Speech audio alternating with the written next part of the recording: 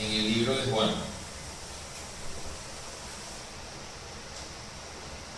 Juan capítulo 1, capítulo 3.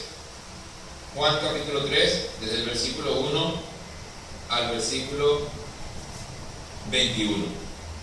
Leamos todos juntos y dice: había un hombre de los fariseos que se llamaba Nicodemo, un principal entre los judíos. Este vino a Jesús de noche y le dijo: Rabí, sabemos que has venido de Dios como maestro, porque nadie puede hacer estas señales que tú haces si no está Dios con él. Respondió Jesús y le dijo: de cierto te digo, que el que no naciere de nuevo no puede ver el reino de Dios. Nicodemo le dijo: ¿cómo puede un hombre nacer siendo viejo? ¿Puede acaso entrar por segunda vez en el vientre de su madre y nacer? Respondió Jesús: de cierto te digo, que el que no naciere de agua y del Espíritu no puede entrar en el reino de Dios. Lo que es nacido de la carne, carne es, y lo que es nacido del Espíritu, Espíritu es. No te maravilles de que te dije: os es necesario nacer de nuevo.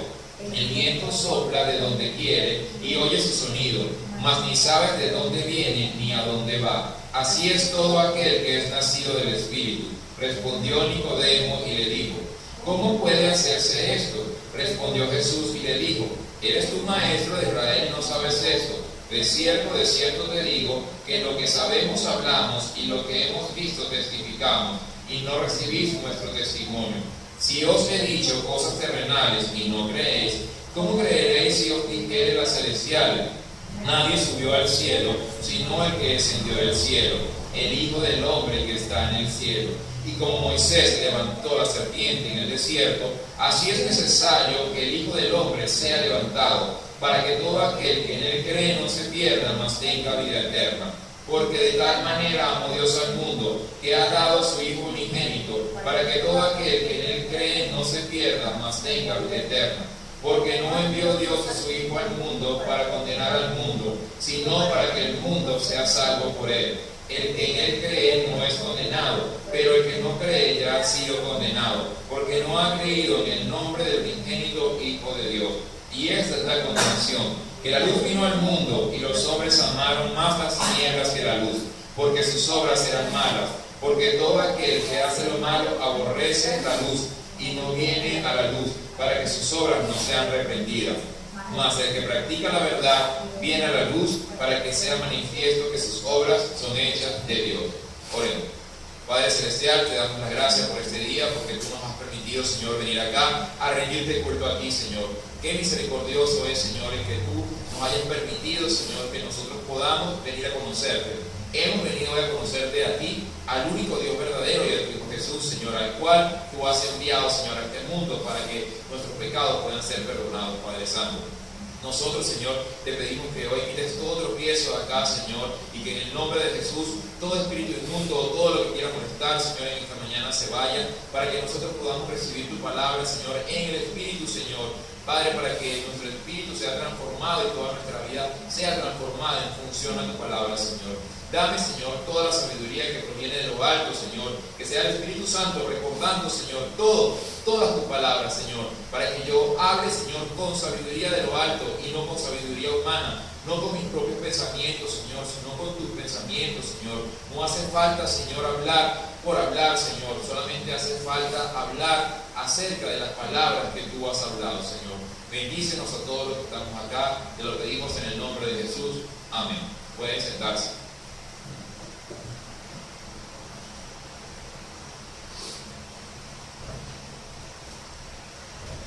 ¿Alguno de ustedes tiene algún cantante favorito, escritor, arquitecto, o lo que sea, artista? No digan que no. ¿Cómo? Antonio Gaudí. ¿Alguien tiene algún otro personaje sobre el cual le gusta leer? Cuando uno le gusta algún personaje, ¿uno qué hace? Investiga acerca de él. Investiga acerca de él. A alguien que le gusta Gaudí empieza a estudiar la obra de Gaudí. Gaudí es un arquitecto español que construía sus edificaciones evitando los ángulos. entonces sus edificaciones son muy curvas. El interior de sus edificaciones son curvas. En este caso no había ángulos, sino que el piso de los techos continuaba y se unía con la pared, y el piso de una pared se redondeaba con la pared que cruzaba. Prácticamente sus edificaciones son obras de arte. Sus columnas parecen patas de elefante, porque no son rectas, sino que son gordas abajo. Entonces parecen unas patas de elefante. Arqueaba las columnas junto con las vigas. Todas, limitaba todos los ángulos. Usaba mosaicos para recubrir todas las paredes externas, a veces internas también. Entonces usaba mosaicos de diferentes colores y creaba paisajes, dibujos, diseños en las fachadas de sus edificios. Las puertas de madera de sus edificios, las puertas de las casas que eran de madera, tenían formas curvas, tenían formas raras, y los adornos tenían formas raras. Y adivinen que las barandas de metal, ¿qué forma tenían? Curvas. Y no curvas geométricamente perfectas, sino curvas moldeadas, diferentes, extrañas a lo que uno está acostumbrado a ver. Gaudí construyó la Sagrada Familia, y ustedes dirán, ¿por qué yo estoy hablando de Gaudí hoy? Lo mencioné porque Tatiana dijo que a ella le gustaba Gaudí, y casualmente a mí también me gusta Gaudí, y estudié acerca de Gaudí cuando estaba en la universidad, y leo acerca de Gaudí, y he estudiado la obra de Gaudí, y de vez en cuando escucho hasta la música, que hasta tengo un CD de música de Gaudí, que eso no tiene sentido, porque me gusta su obra. Nosotros venimos hoy acá para saber acerca de quién, de Cristo, de Jesús. ¿Quién de nosotros se ha aburrido de escuchar acerca de Jesús? ¿Quién de nosotros analícese adentro? Usted se aburrió de escuchar acerca de Jesús. Yo me aburrí, me es aburrido seguir escuchando acerca de Jesús. Porque si es así, tenemos un problema que resolver. Tenemos un problema que resolver con Dios. Y eso puede pasarnos a nosotros. Puede pasarnos a cualquiera de nosotros que nos aburramos de escuchar acerca de Jesús. Cuando nos aburrimos de escuchar acerca de Jesús, otras cosas empiezan a parecer interesantes. Cualquier otra cosa comienza a parecer interesante, porque ya me aburrió el tema acerca del cual está hablando la Biblia. Pero como la Biblia también menciona muchos otros temas, entonces puedo comenzar a hablar de esos temas que no están hablando de Jesús. O corrijo, no es que no están hablando de Jesús, pero que no están llevándome a la salvación que Jesús está proveyendo. Yo puedo usar la Biblia para predicar muchas cosas, pero Jesús está diciendo que la Biblia está hablando acerca de Él. Son las palabras que Él está diciendo. Él está diciendo que Moisés en sus 5 libros, que los profetas en cada uno de sus libros, y que los salmos están hablando acerca de Él. Y que cuando uno logra verlo a Él en el texto, en el pasaje bíblico, entonces el entendimiento de los ojos espirituales es abierto. Así dice Él en el libro de Lucas capítulo 24, léanlo. Y entonces Jesús les abrió el entendimiento para que comprendieran la Escritura. ¿Por qué les digo esto? Hoy es la 4ª semana del mes, y cada 4ª semana del mes y 2ª semana del mes nosotros estudiamos acerca del Evangelio de Juan. Y la 1ª semana del mes y la 3ª semana del mes estudiamos acerca de un aspecto fundamental de la vida de fe, y estudiamos cómo rendirle culto a Dios. Los 4 cultos, o 5 en los meses que tienen 5 domingos, están dedicados exclusivamente a hablar acerca de Jesús. Es importante que yo entienda eso, para que yo no me extravíe en la vida de fe, para que yo no me pierda y me salga de la vida de fe. Hoy vamos a entender eso con lo más sencillo, o aparentemente el más sencillo, de lo cual la palabra está hablando. que es la redención del hombre a través de Jesús. ¿Qué vamos a aprender nosotros hoy acerca de Dios? Que Dios responde. El título del sermón de hoy dice, ¿qué dice? Nazca del que ha sido levantado. Hay una conversación que está sucediendo entre dos hombres, ya lo hemos dicho, entre Jesús y Nicodemo. Esa es la conversación completa. Desde el versículo 1 hasta el versículo 21 está Jesús revelándole a Nicodemo muchas cosas espirituales acerca de cómo nacer de nuevo. Para nacer de nuevo es necesario nacer del que ha sido levantado. Y hay un pasaje en especial que es el que le dice Jesús a Nicodemo en el versículo 14 y dice: y como Moisés levantó la serpiente en el desierto, así es necesario que el Hijo del Hombre sea levantado. Que sea levantado. Vamos a buscar el pasaje del cual está hablando Jesús para poder entender qué es lo que Jesús trata de explicarle a Nicodemo. Vamos al libro de Números, capítulo 21.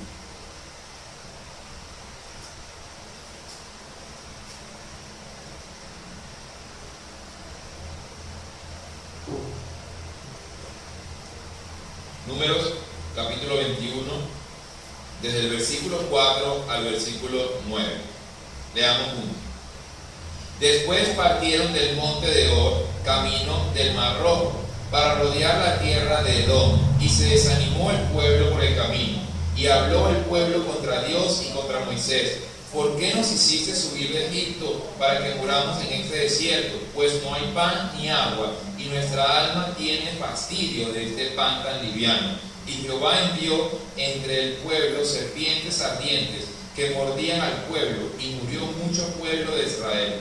Entonces el pueblo vino a Moisés y dijo: hemos pecado por haber hablado contra Jehová y contra ti. Ruega a Jehová que quite de nosotros estas serpientes. Y Moisés oró por el pueblo. Y Jehová dijo a Moisés: hazte una serpiente ardiente y ponla sobre un asta, y cualquiera que fuere mordido y mirare a ella, vivirá. Y Moisés hizo una serpiente de bronce y la puso sobre un asta, y cuando alguna serpiente mordía a alguno, miraba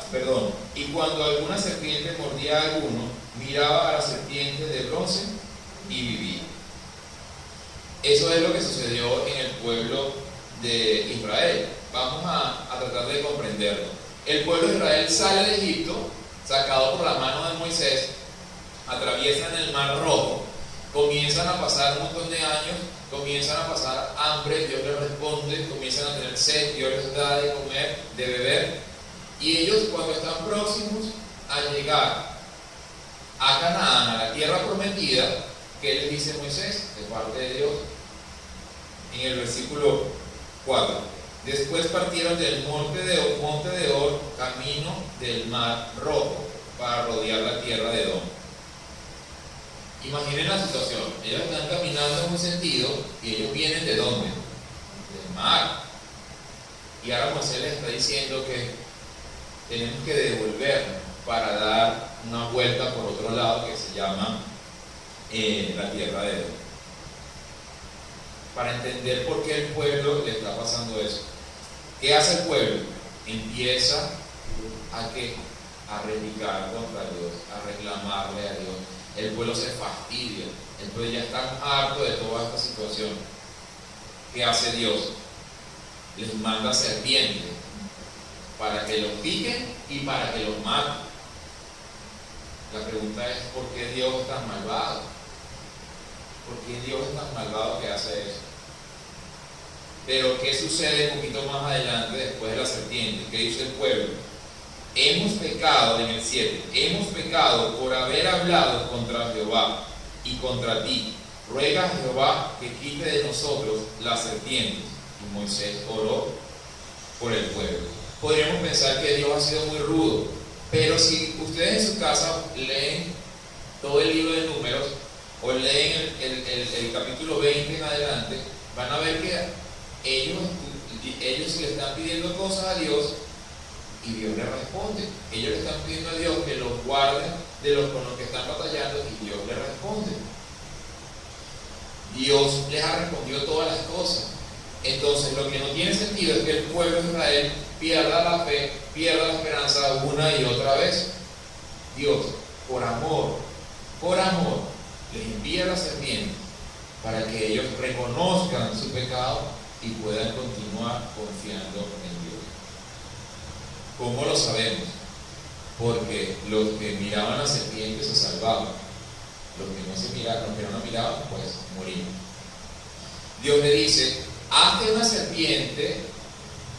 ¿Cuál es la palabra que usa? Hazte una serpiente. No, ¿qué dice la Biblia? En el versículo 8. Hazte una serpiente ardiente. El bronce es un material que cuando se pule, él brilla. Es un material rojizo que está hecho a base de cobre y estaño.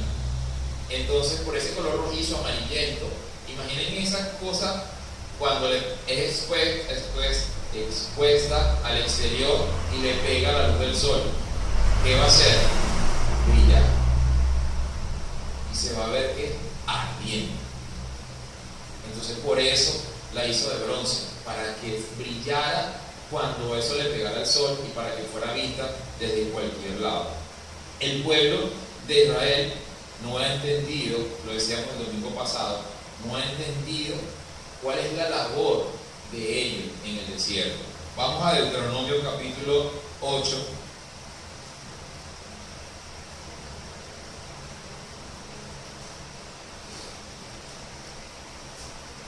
Versículo 16.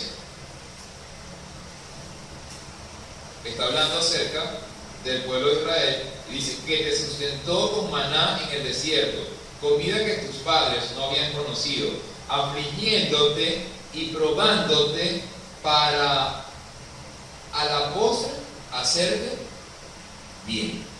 Entonces, ¿para qué fue sometido el pueblo de Israel a todos esos años en el desierto? ¿Para qué cosa? ¿Para bien o para mal?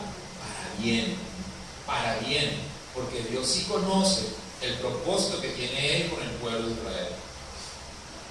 El pueblo no lo ha entendido. El pueblo de Israel es como cualquier persona, que si no se le complace, pues se queja, que si no se hace lo que quiere, pues me voy, pues te rechazo y punto, porque yo quiero que se haga lo que yo quiero.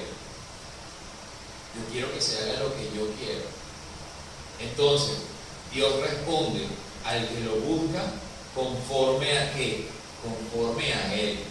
Por eso leímos en el pasaje que el pueblo dice: Moisés, dile a Dios, dile a Jehová que nos perdone por nuestro pecado de haber hablado mal contra Él y haber hablado mal contra ti. Y entonces Dios, ¿qué hizo? Respondió. Solamente cuando ellos clamaron conforme a Dios. Y para eso están ellos caminando, para ser probados. Para eso están siendo afligidos, para ser probados, para su propio bien, para que puedan ser edificados como el pueblo del cual va a venir el Salvador del mundo. Entonces, vamos a Isaías, un momento, Isaías capítulo 26.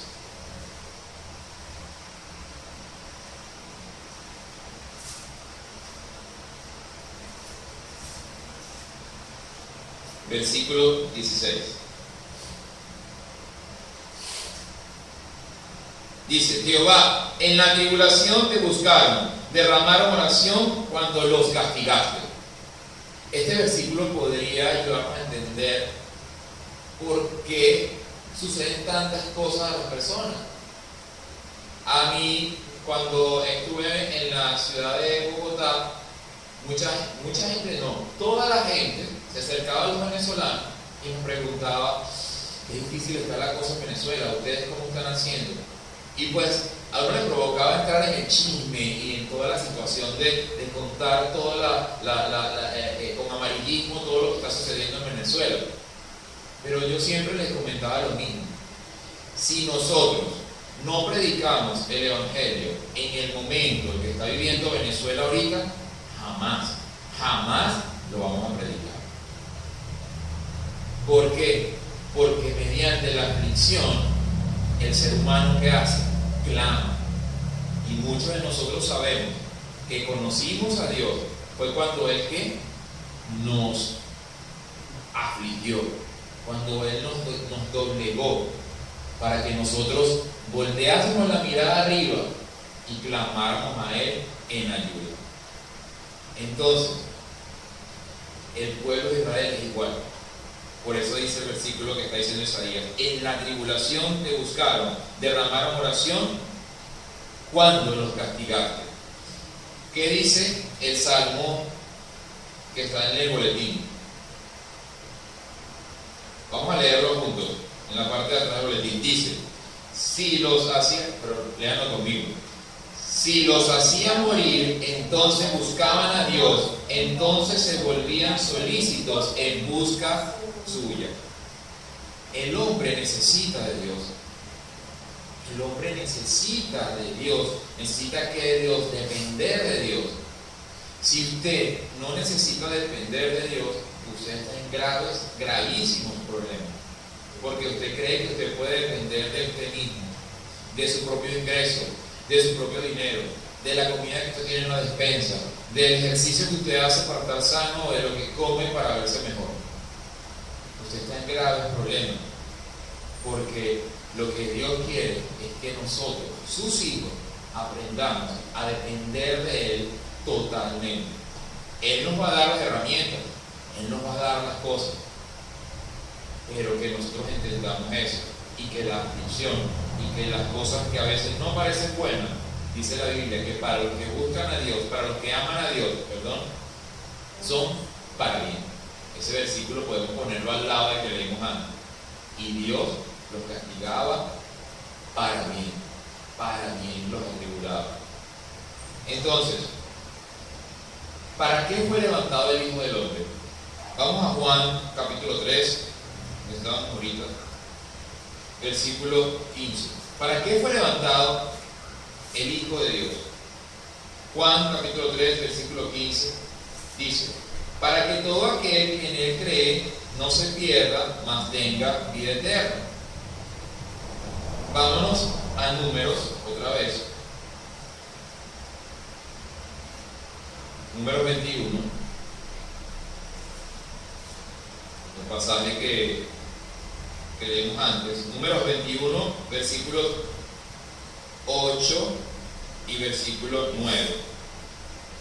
Y Jehová dijo a Moisés: hazte una serpiente ardiente y ponla sobre un asta, y cualquiera que fuere mordido y mirare a ella, vivirá.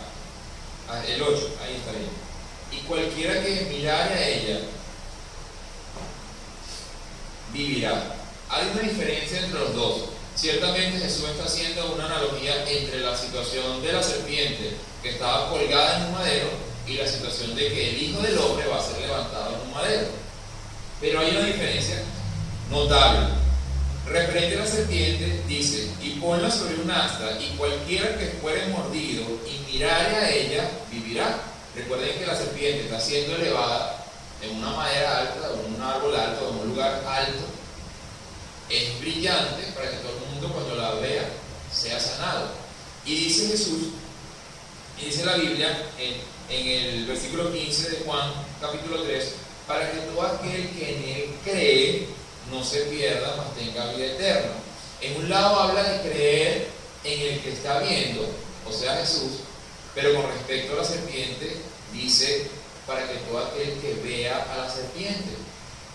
¿Por qué hay esa diferencia si el pasaje es tan estrictamente claro para explicar la situación de que Jesús va a ser crucificado?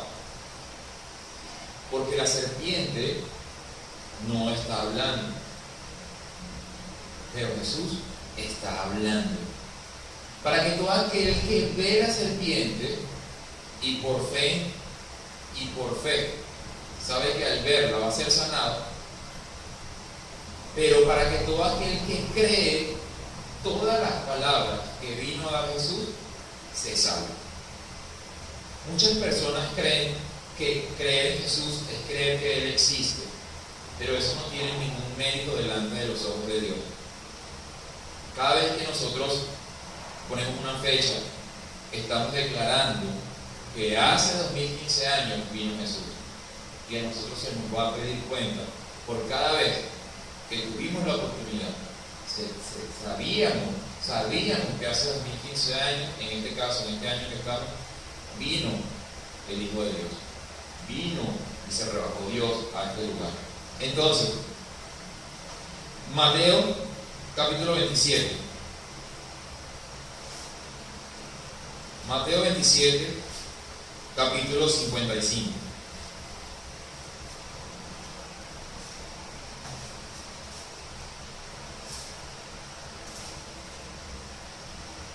Jesús ya estaba siendo crucificado y dice: estaban allí muchas mujeres mirando de lejos, las cuales habían seguido a Jesús desde Galilea sirviéndole.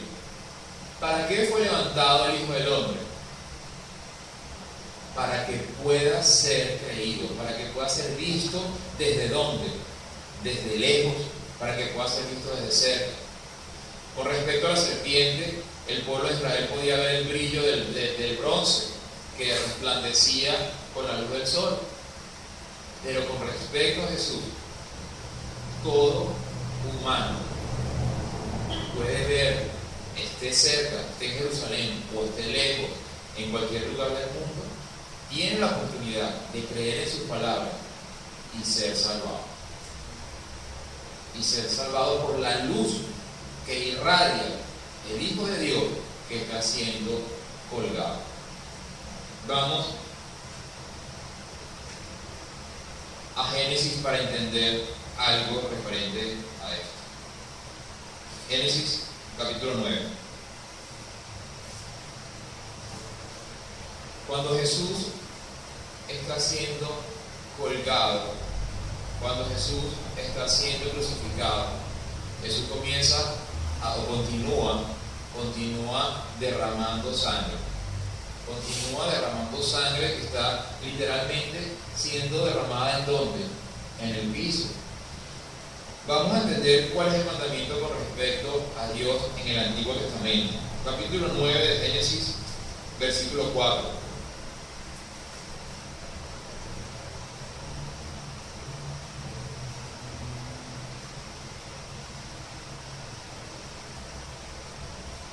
Dice: pero carne con su vida, que es su sangre, no comerás. Es un mandamiento. Pero la carne con su vida, que es su sangre, no comerás. Para entenderlo un poquito más, vamos a Levítico capítulo 17.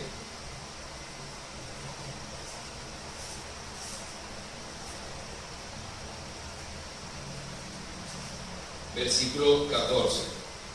Porque la vida de toda carne es su sangre. Por tanto, he dicho a los hijos de Israel: no comeréis la sangre de ninguna carne, porque la vida de toda carne es su sangre. Cualquiera que la comiere será cortado. La Biblia está diciendo que la vida del animal está ¿en dónde? En la sangre del animal. Por eso tenían que hacer lo siguiente. Vamos a Deuteronomio capítulo 12, versículos 23 y 24. Solamente que te mantengas firme en no comer sangre, porque la sangre es la vida, y no comerás la vida juntamente con su carne. No la comerás, en la tierra la derramarás como agua. Cuando una persona iba a comerse un animal, tenía que degollar al animal, derramar la sangre como agua en el piso y luego podía comerse la carne del animal. Fíjense que dice, viene diciendo que no comerás la sangre porque en la sangre está la vida del animal, pero luego dice en el 23, porque la sangre es la vida y no comerás ¿qué? La vida, y no comerás la vida juntamente con su sangre. Ese es el mandamiento en el Antiguo Testamento. En el Nuevo Testamento, ¿cuál es el mandamiento? Juan capítulo 6.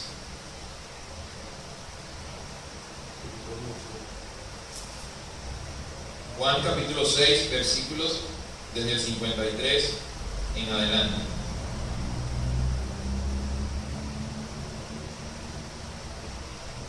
Dice, Jesús les dijo: de cierto os digo, si no comiereis la carne del Hijo del Hombre y bebéis su sangre, no tenéis vida en vosotros. El que come mi carne y bebe mi sangre tiene vida eterna, y yo le resucitaré en el día postrero. Porque mi carne es verdadera comida y mi sangre es verdadera bebida. El que come mi carne y bebe mi sangre, en mí permanece y yo en él. En el Antiguo Testamento, ¿por qué no podían comerse la sangre del animal? Porque era la vida, pero esa vida no provee vida. ¿Qué es lo que está diciendo la Biblia? Que el único proveedor de vida es ¿quién? ¿O va a ser quién? Jesús. Él va a ser el único que a través de su sangre va a dar vida, porque estamos comiendo y bebiendo su carne y su sangre, que son la vida espiritual que está proveyendo Jesús. Entonces, Jesús está siendo levantado y está derramando su sangre. ¿Con qué propósito? Para que nosotros podamos tomar de esa sangre como una cascada. ¿Quién de nosotros, no sé si yo soy el único que hace eso, pero cuando estoy en la ducha, abro la cabeza y levanto y abro la boca porque me gusta sentir todo el agua cayendo sobre mí? Cuando uno está en una cascada, en un río, ¿qué hace? No me digan que ustedes no abren la boca. Ustedes levantan la cabeza y uno le encanta sentir toda aquella frescura que produce el agua de un río, de una cascada. Uno puede ir a un pocito. En Venezuela hay muchos pozos, muchos ríos pequeños, y hay una cascada de esta altura y hay unas piedritas. ¿Y uno qué hace? Uno se mete entre las piedras para que le caiga el agua encima, porque es agradable sentirse cubierto, es agradable sentirse protegido por esa agua, es agradable sentir la frescura de toda esa agua que está cayendo sobre toda nuestra piel. Recuerden que nuestra piel está sometida al sol, nuestra piel está sometida al polvo, nuestra piel está sometida a todos los agentes externos, a químicos, hasta los jabones producen alergia. Pero el agua, ¿qué hace? Suaviza, calma el ardor, calma la picazón. Cuando uno tiene una picazón en el cuerpo, ¿qué hace? Se pone un pedazo de hielo. ¿Y qué hace el hielo? Calma la picazón. Jesús está derramando esa sangre para que los que quieran se pongan debajo de él y esa sangre puedan recibirla en el corazón. El corazón está bombeando la sangre, ese es el trabajo de él. Pero para que ese corazón nuestro ahora pueda bombear y esa sangre nuestra pueda ser transformada por la sangre que él está proveyendo, esa vida nuestra, porque dice la Biblia que en la sangre está la vida, esa vida nuestra que aparentemente está viva, pero que la Biblia dice que está muerta, porque hemos nacido muertos espiritualmente, puede recibir la vida que la sangre que está derramando Jesús puede darnos. Eso es lo que Nicodemo necesita entender acerca de lo que Jesús le está diciendo acerca del cuento de la serpiente, que Nicodemo lo conoce muy, muy bien, al igual que cualquier otro escriba, fariseo o conocedor de las Escrituras. Vamos a Juan 14. Estamos hablando de creer en Jesús, de ver a Jesús. ¿Quiénes de nosotros han visto a Jesús? ¿Quién puede decir aquí, yo he visto a Jesús? ¿Quién ha visto a Jesús? ¿Tú has visto a Jesús? ¿Tú has visto a Jesús? ¿Tú has visto a Jesús? ¿Tú has visto a Jesús? Vamos a ver Juan capítulo 14, versículo 19.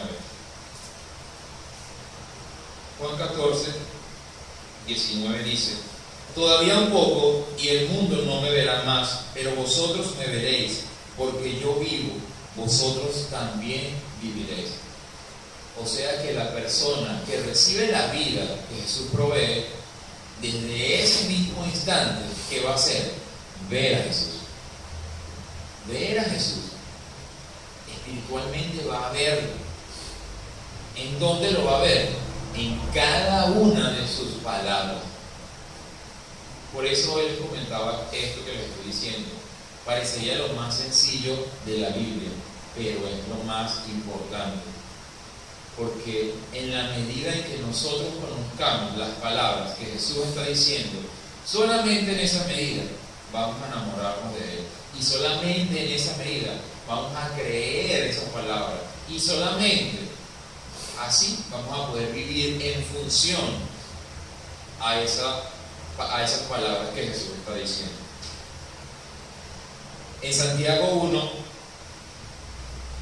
creo que lo leímos la semana pasada, pero lo vamos a leer otra vez. Santiago 1, versículo 18 dice: Él, de su voluntad, nos hizo nacer por la palabra de verdad, para que seamos primicia de sus criaturas.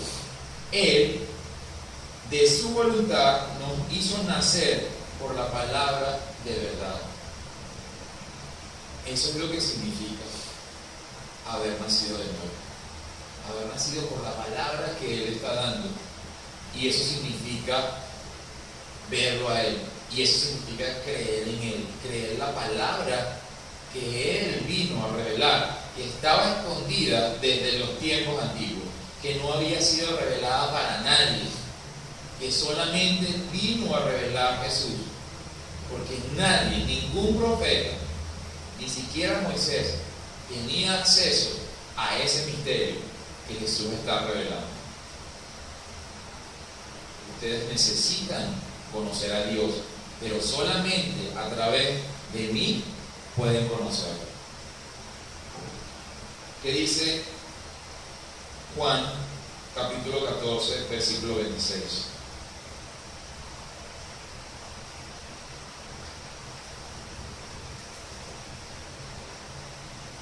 Acabamos de leer que hemos nacido, los que creen en Él han nacido ¿de qué? De su voluntad. ¿Por qué? Por su palabra. Pero la vida de fe es una vida. La vida de fe no es un momento. No es un momento en que yo creí y ya. La vida de fe es una vida entera. Mientras estemos en esta vida física y después la vida eterna espiritual. Juan capítulo 14, versículo 26 dice: Mas el Consolador, el Espíritu Santo, a quien el Padre enviará en mi nombre, Él os enseñará todas las cosas y os recordará todo lo que yo os he dicho. Y os recordará todas las palabras de las cuales ustedes, o por las cuales ustedes han nacido. Nosotros de su voluntad hemos nacido por su palabra. Y ahora el Espíritu Santo nos va a recordar continuamente esas palabras por las cuales hemos nacido, para que esas palabras se hagan vida en nuestro andar diario, para que nosotros aprovechemos esta vida física para vivir en función a las palabras que el Espíritu Santo está recordándonos acerca de Jesús. Porque Jesús fue levantado en un madero, de eso estamos hablando. ¿Cuál es el motivo por el cual fue levantado en un madero? Ya sabemos que para ser visto, ya sabemos que para ser creído, ya sabemos que para ser visto desde cualquier distancia, ya sabemos que para nacer de nuevo por la palabra que Él dijo, ya sabemos que para que su sangre sea derramada, ya sabemos para que podamos recibir esa sangre que se está derramando, ya sabemos que para que brille en lo alto, cuando la gloria de Dios esté con Él. En el instante dice: Padre, yo te he glorificado porque he hecho todo lo que me dijiste. Padre, glorifícame. Padre, he concluido mi obra. En ese instante, imaginen cuánto brillo había en la sangre de Jesús. Cuánto brillo. La hora en la que Jesús estaba siendo crucificado había sol. Estamos hablando de cómo Dios está confirmando a través de todo el mundo físico, toda la vida espiritual y todo el sentido espiritual acerca de Jesús. Deuteronomio capítulo 21. Vamos para atrás de nuevo. Para atrás en la Biblia, en una vida de fe. En la vida de fe que nadie retroceda, que ninguno de nosotros retrocedamos. Y que si por alguna razón nos caemos, nos levantemos y sigamos adelante. Nos levantemos. Ahorita hay tanta tecnología, agarro el teléfono, llame a mi hermano, estoy mal, ayúdeme a orar. Vayamos a orar. Hermano, estoy mal, ven, vamos a hacer la obra juntos. y vas a ver cómo va a cambiar todo tu escenario. Es que estoy afligido, vayamos a hacer la obra y vas a ver cómo tu aflicción va a desaparecer del alma. Y cómo Dios, no que va a desaparecer, porque no va a seguir teniendo la preocupación allí, pero cómo la confianza depositada en Dios va a hacer que esa aflicción, no, que ya yo confío en Dios, solo que no estaba haciendo su obra y me olvidé de Él, porque yo pensaba que esta vida era en la que iba a recibir, y resulta que esta vida de fe es en la que yo voy a dar ¿qué? Mi vida. Deuteronomio capítulo 21, versículo 22 y 23. Dice: si alguno hubiere cometido algún crimen digno de muerte y lo hicieres morir, lo colgaréis en un madero. No dejaréis que su cuerpo pase la noche sobre el madero. Sin falta lo enterrarás el mismo día, porque maldito por Dios es el colgado. Y no contaminarás tu tierra, que Jehová tu Dios te da por heredad.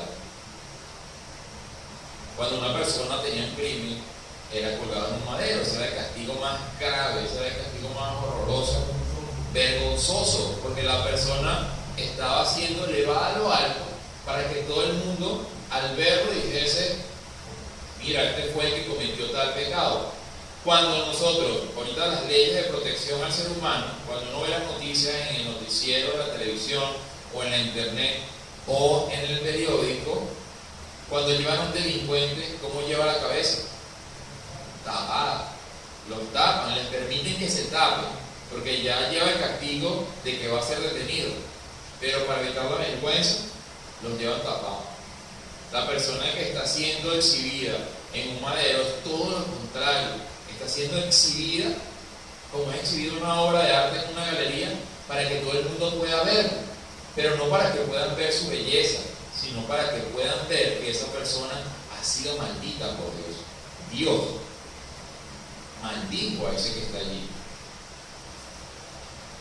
Y era tan horrible que ni siquiera se permitía que el cuerpo pasara la noche allí y que se lo comieran los cuervos, porque iba a contaminar el suelo, sino que tenían que ser quitados de allí. ¿Se acuerdan que cuando los dos ladrones estaban siendo crucificados, les fracturaron las piernas para que se terminaran de morir, porque se estaba haciendo tarde y no podían dejarlos colgados allí? Pero cuando fueron a Jesús, ya había muerto, porque la Escritura decía que no se había quebrado el hueso suyo. Entonces, Juan 8:40, para entender algo que tiene que ver con lo que acabamos de leer.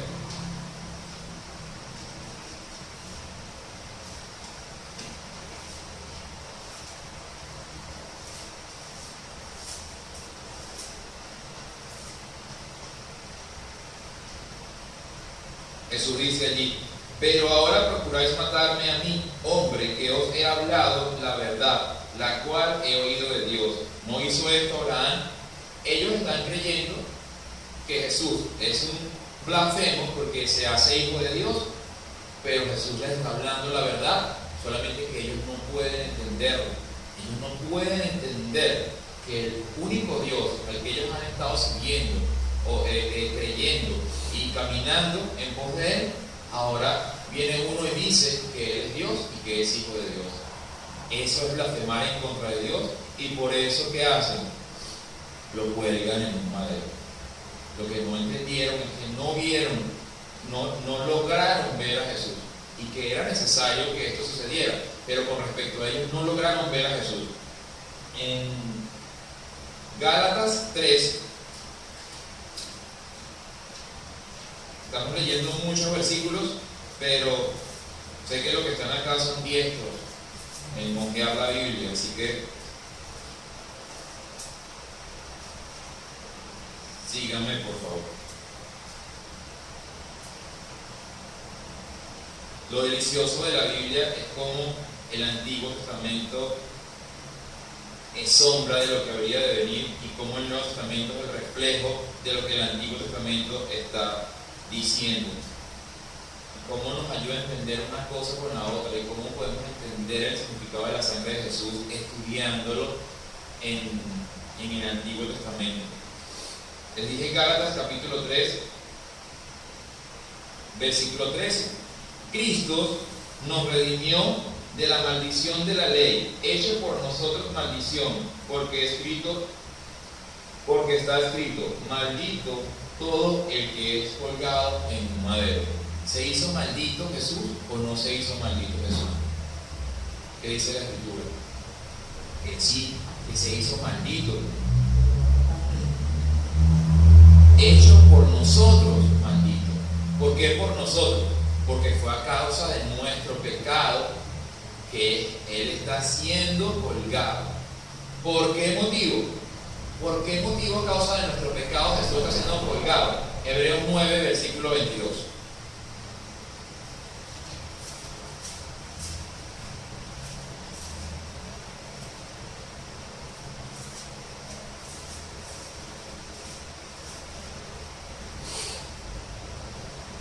Dice, y casi todo es purificado según la ley, con sangre, y sin derramamiento de sangre no se hace remisión.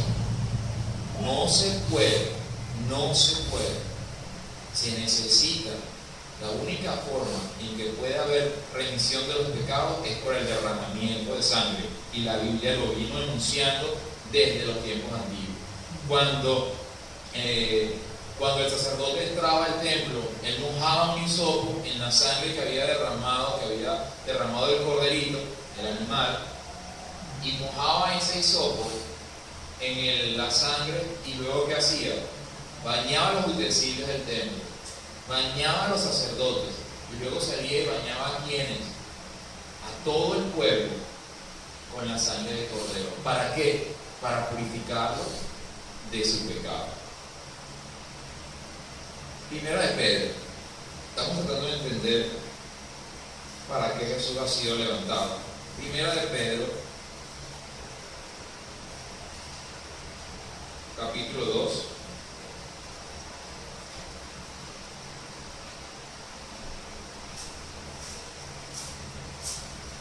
Primera de Pedro, capítulo 2, versículo 24. Quien llevó él mismo nuestros pecados en su cuerpo sobre el madero, para que nosotros, estando muertos a los pecados, vivamos a la justicia, por cuya herida fuiste sanados. Zacarías 9. Zacarías es el penúltimo libro del Antiguo Testamento, antes de Malaquías. Zacarías capítulo 9, versículo 9.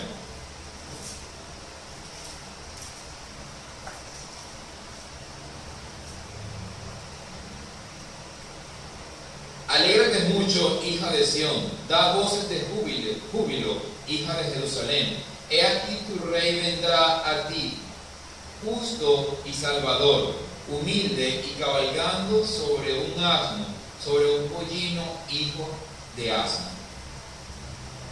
¿Qué está proveyendo Dios al hombre mediante la obra de Jesús en la cruz?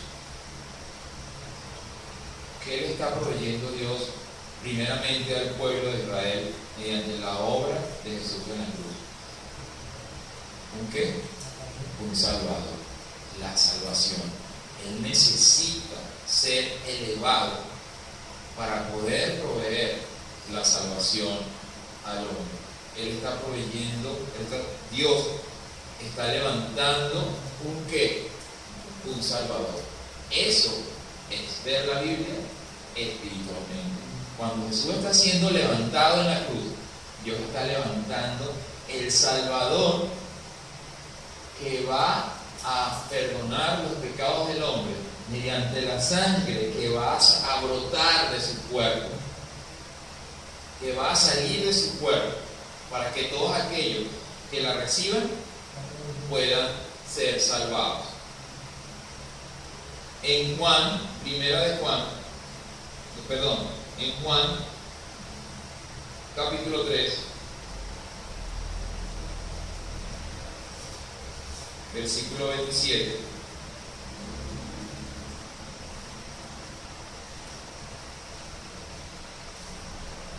Dice, respondió Juan y dijo, no puede el hombre recibir nada si no le fuese dado del cielo. Es Dios mismo el que está proveyendo el Salvador al hombre. Es Dios mismo el que está levantando al Hijo. Es Dios mismo el que está permitiendo que todo esto vaya a suceder. Es Dios el que le está dando el Salvador al hombre. Es Dios el que está permitiendo que el Hijo, que va a morir por él, cargue los pecados de la humanidad. Cuando Jesús está siendo crucificado, la sangre de él está saliendo de adentro de él. ¿Y qué está haciendo con respecto a su cuerpo? Lo está vistiendo, le está haciendo un traje. La sangre de Jesús. Recuerden que Jesús fue latigado, golpeado, cargó un tronco de madera que debe haber roto toda la piel, porque se caía, y si se caía es porque el dolor que le producía y el cansancio del agotamiento lo tumbaba al piso. Recuerden que Jesús tuvo una corona que rompió su cerebro, su cráneo, la piel de su cabeza. Jesús está siendo vestido de la propia sangre que está saliendo de él. Vamos un momento a Apocalipsis, capítulo 7.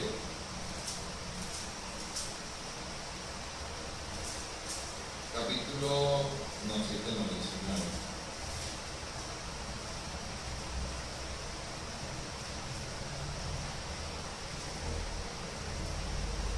Capítulo 19, capítulo 19, versículo 13. Estaba vestido de una ropa teñido de sangre y su nombre es el Verbo de Dios. Si lo leemos desde el 11, dice, entonces vi el cielo abierto y aquí un caballo blanco y el que lo montaba se llamaba Fiel y Verdadero y con justicia juzga y pelea. Sus ojos eran como llama de fuego y había en su cabeza muchas diademas y tenía un nombre escrito que ninguno conocía sino él mismo. Estaba vestido de sangre, de una ropa teñida en sangre, y su nombre es el Verbo de Dios. ¿Por qué estaba vestido en una ropa teñida de sangre? Porque la obra de Jesús lo va a acompañar siempre. La obra de Jesús lo va a acompañar siempre. ¿Cuál es la obra de Jesús con respecto al hombre? Quedémonos ahí en Apocalipsis, capítulo 7.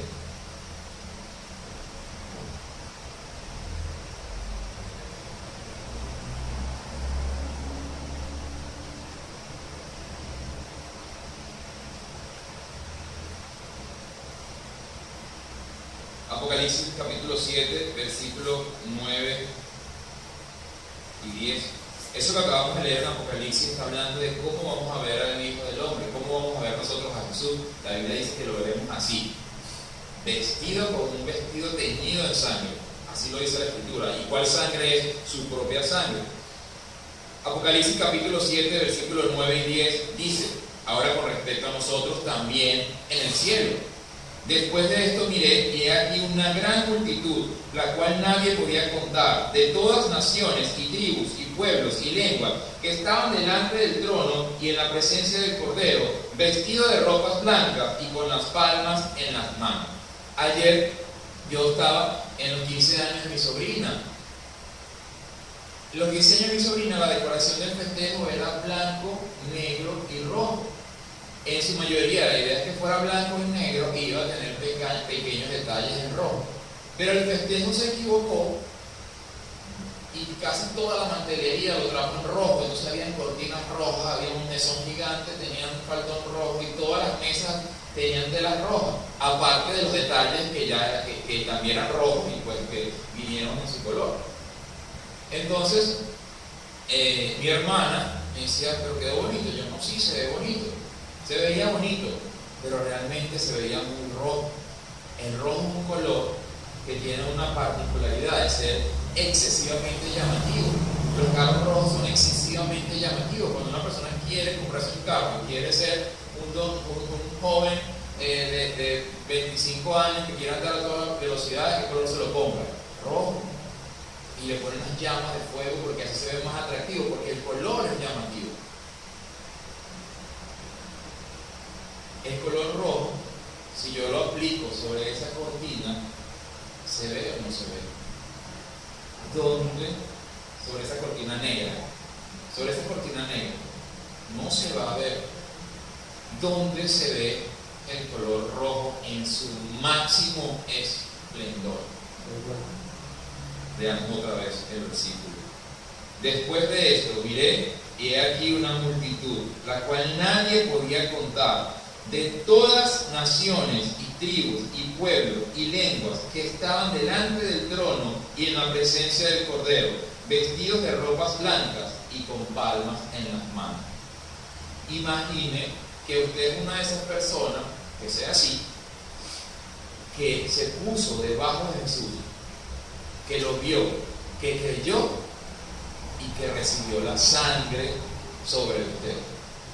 ¿De qué color se van a ver sus vestiduras blancas? Rojas por la sangre de quién? De Jesús. Cuando nosotros, ¿qué queremos nosotros entender acá hoy? Que Dios responde al clamor de los que lo buscan, y nosotros lo estamos buscando a Él para conocerlo a Él, y Él va a responder a cada uno.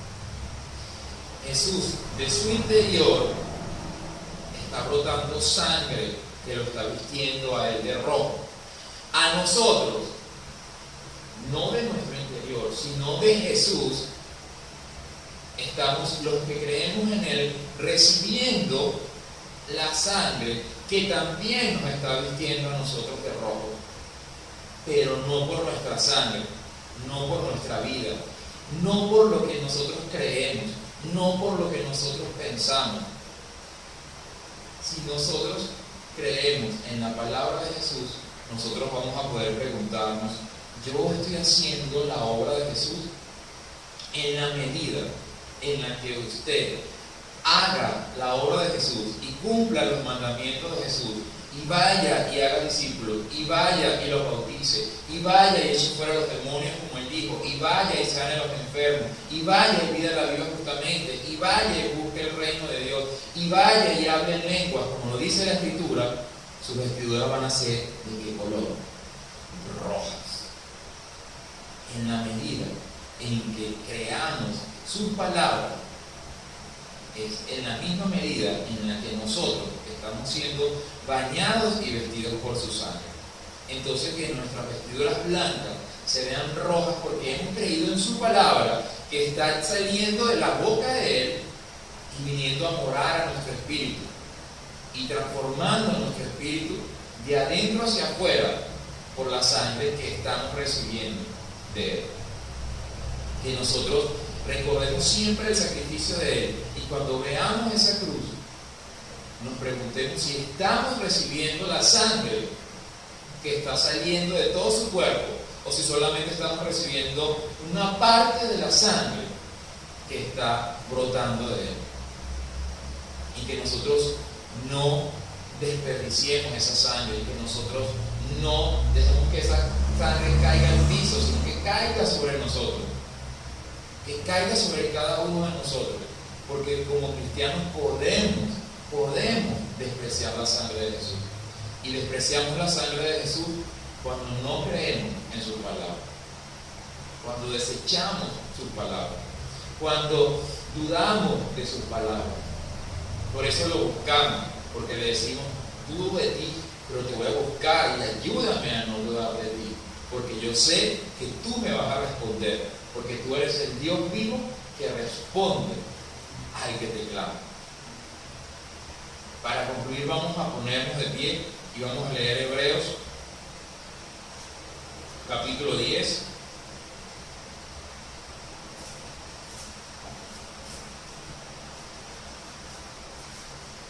Hebreos capítulo 10, versículos 28 y 29. Pongámonos de pie y leamos todos juntos. Desde 28 al 29 del capítulo 10 del libro de Hebreos.